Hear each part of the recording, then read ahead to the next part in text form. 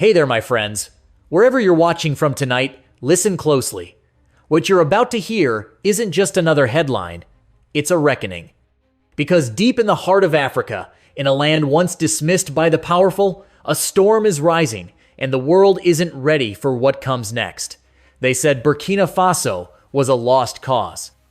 They said the nation would collapse under the weight of terror, poverty, and isolation. But tonight, as the red dust settles over Nakambé, a different story is being written, one that defies every prediction, one that the West never saw coming. It began with silence, the kind that follows too much loss. For years, the people of Nakambe, once called Centura Est, lived in that silence. Villages emptied out. Fields grew wild. Markets turned to ghost towns. Mothers buried their sons, and fathers disappeared into the night, rifles in hand, never to return. Terror moved like a shadow across the land, invisible but always present. Then, something shifted. A sound began to echo where fear once reigned. The sound of engines, boots, and determination. The sound of a nation deciding that enough was enough.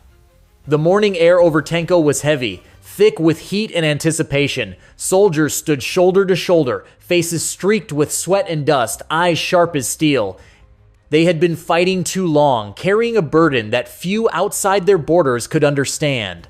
But on that day, they weren't alone. Prime Minister Ramalba Jean-Emmanuel Ouedraogo arrived not in ceremony, not in polished shoes and speeches, but in boots caked with dirt. He didn't come to command from a distance.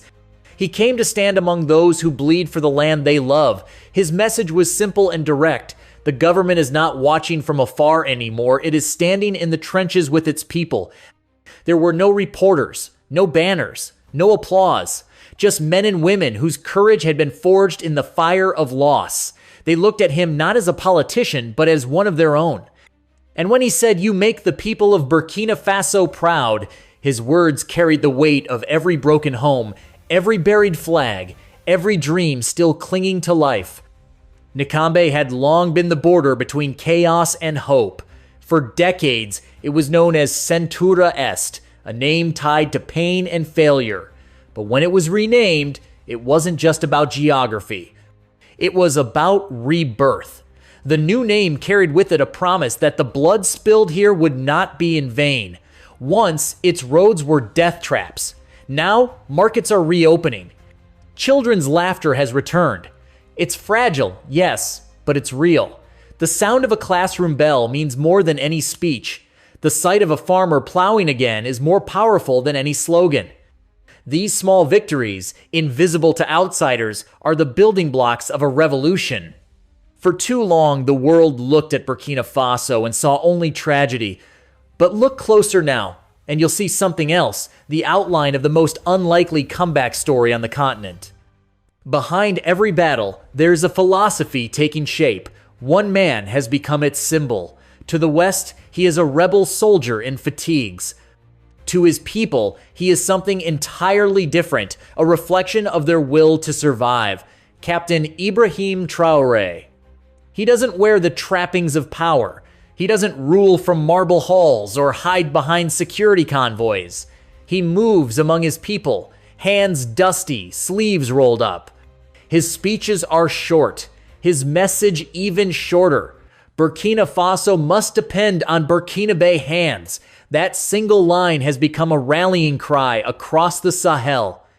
Under his command, the Volunteers for the Defense of the Homeland, the VDP, grew from scattered militias into a united force. They are not mercenaries. They are farmers, students, and mechanics who decided to defend their homes when no one else would. Their rifles may be old, their supplies limited, but their resolve is limitless. When Prime Minister Ouedraogo visited Tenko, he didn't come empty-handed. He brought reinforcements, new vehicles, drones, and better coordination between the army and volunteers. For years, these forces fought separately. Now, under Traoré's vision, they fight as one. From the skies, UAVs scan the valleys.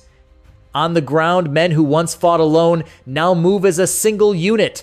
The state is not hiding behind bureaucracy anymore, it's standing shoulder to shoulder with its defenders.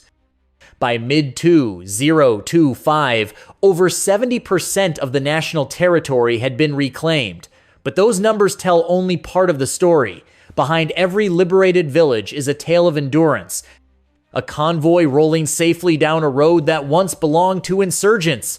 A teacher unlocking a classroom door after 2 years. A baker lighting his oven again at dawn. These moments don't make the headlines, but they are the true pulse of recovery. Still, the shadows remain. Beyond the newly secured borders, the enemy waits silent, watching. Insurgents backed by unseen hands, weapons crossing borders. Propaganda spreading like wildfire through foreign-funded media. But this time, Burkina Faso is not blinking. As one commander said over the radio, "We fight for the right to return." That sentence spread like wildfire across the nation. By dawn, several insurgent camps had fallen. The flags of foreign-backed fighters were torn down, replaced by the red, green, and gold of Burkina Faso. That victory sent shockwaves across the region. Across West Africa, people watched as a small, landlocked nation did what few thought possible, stood up to terror, corruption, and dependency all at once. In Bamako, Niamey, and Conakry, murals began to appear. Young men in uniform painted the face of Traore on walls, a soldier standing against storms, a man refusing to bow. But victory brings its own burdens. For every soldier who returns home, another does not. For every village rebuilt, another still waits. The war may be shifting from bullets to rebuilding, but the cost remains high. Families displaced for years are still in camps. Food is scarce. Fuel expensive, schools open under armed protection. And while the world debates whether Traore is a hero or a threat, his people know only this: the man fights for them. The international response has been cautious, even hostile. In Paris, analysts whisper of a dangerous precedent. In Washington, think tanks warn that Africa is slipping away from Western influence. Yet on the ground, something undeniable is happening. Roads are being repaired without foreign contractors. Dams rebuilt without IMF loans. Local production is expanding. For the first time in decades, the phrase "made in Burkina Faso" carries pride instead of pity. Freedom, one minister said, is expensive, but dependency costs more. That is the new doctrine. Traore's government has built its strategy on 3 pillars. The first is security through self-reliance. Every region now has its own rapid response unit, combining local defenders, soldiers, and surveillance drones. Their mission is not endless war, but constant vigilance to make sure chaos never returns. The second pillar is economic sovereignty. Agriculture and mining, once controlled by foreign companies, are being reclaimed. Cooperatives now process cotton and cashews locally, employing thousands. Instead of exporting raw gold and importing bread, Burkina Faso is learning to build, grow, and produce for itself. "We will no longer sell our gold to buy our bread," Traore once said. It wasn't just a slogan, it was a blueprint for survival. The third pillar is social rebirth. The government launched reconstruction programs led by the very people who defended their towns. The VDPs now build schools and wells in the same places they once fought. Youth programs train them not only as soldiers, but as engineers, electricians, and medics. The message is clear. The same hands that defend the land will also rebuild it. This movement is spreading. In Mali and Niger, similar initiatives are taking shape under the Alliance of Sahel States, a regional bloc born from shared struggle. These countries now share patrols, intelligence, and infrastructure projects. What began as a military pact is becoming a social revolution, a blueprint for a self-sufficient Africa.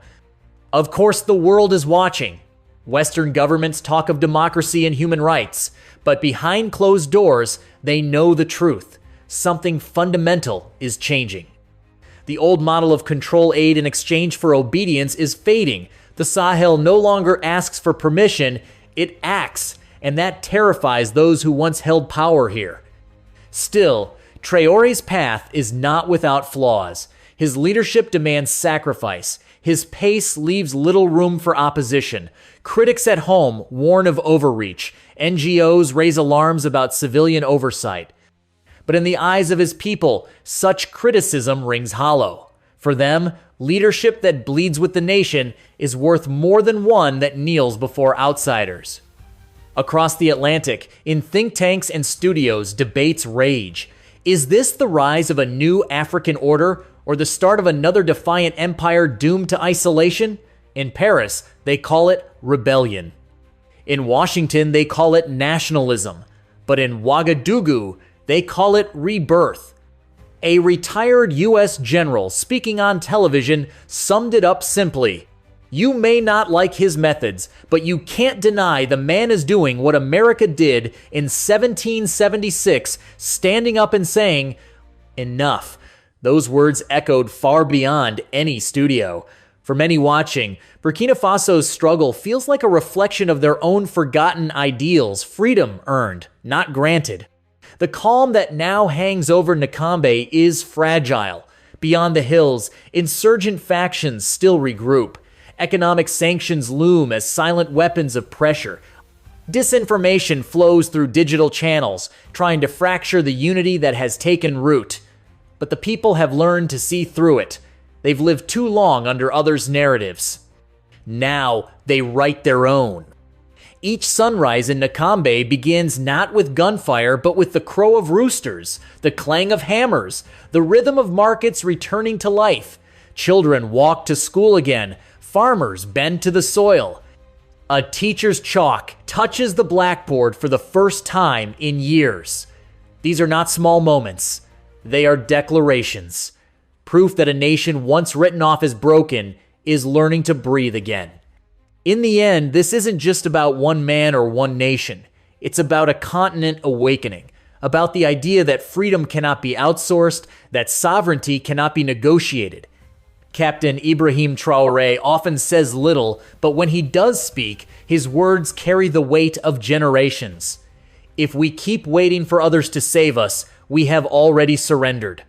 So tonight, wherever you are watching from Paris, New York, Nairobi, or Lagos, remember this: in the dust of Nakambe, a small nation has reminded the world what freedom truly means. The West didn't see it coming. They thought they were watching another failed state collapse. What they are witnessing instead is a rebirth, a country that refused to kneel, refused to disappear. As the sun sets over Tenko, the hum of drones replaces the old cries of despair.